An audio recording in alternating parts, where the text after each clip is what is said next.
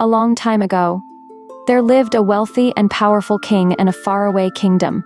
He had a daughter, Afiong, who was stunningly beautiful and of marriageable age. All the young men in the country longed to marry her, but Afiong refused them all. The rich, older men also asked for her hand in marriage, but she called them old and ugly. Afiong was proud and vain. Despite her parents' pleading and repeated requests, she stubbornly refused to marry any man from her land. She vowed, "I will marry a prince from a faraway kingdom, one who is the most handsome man in the entire world." She continued, "He will be strong, perfect in every way, and capable of loving me properly." Her parents were heartbroken, but Afiong didn't care. One day, the whole village was in commotion. People whispered, "What could be happening?" Soon, the news reached the palace. A very fine man, more handsome than anyone they had ever seen, was spotted at the market. Afiong's heart raced. She rushed to the market, and the moment she laid eyes on him, her heart skipped a beat. He was the most handsome man she had ever seen. Instantly smitten, Afiong invited him to her house. The prince was delighted. He went home with her. When they arrived, Afiong proudly introduced the handsome prince to her parents. He asked for their permission to marry her. At first, her parents refused. They did not want their daughter to marry a stranger, but eventually, they gave in. After spending 2 days in her parents' house, the prince said, "It's time. I want to take my wife back to my kingdom." Afiong was eager. Without hesitation, she agreed to go, despite her parents begging her not to. But being as stubborn as she was, she left with him. It was a sad, painful day for the king and queen. They watched their only daughter disappear into the distance.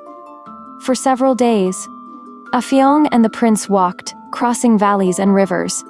But then, they stepped into the border of the spirit land. Suddenly, strange things began to happen.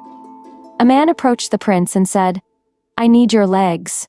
To Afiong's shock, the prince handed them over. Another man came, demanding his arms. The prince gave them up. More spirits appeared, one by one, taking parts of him, until all that was left of the once handsome prince was a skull. Afiong gasped, terrified. Her beautiful prince was gone. The skull laughed menacingly and said, "Now, you see me as I really am. I borrowed those body parts from other spirits just to deceive you." Afiong's heart sank. She was horrified and begged to go home, but the skull refused. "No," it ordered. "You're coming with me." When they reached the skull's home, they found his mother. She was an old, frail woman who could barely move. Afiong, now frightened and regretful, had no choice but to stay. Days passed, and Afiong worked tirelessly. She cooked, fetched water, and took care of the old woman, who soon grew fond of her. One day, the old woman said softly, "I feel sorry for you, Afiong. You've been kind to me. I will help you return home, but only if you promise to obey your parents from now on." Afiong, desperate and ashamed, quickly agreed.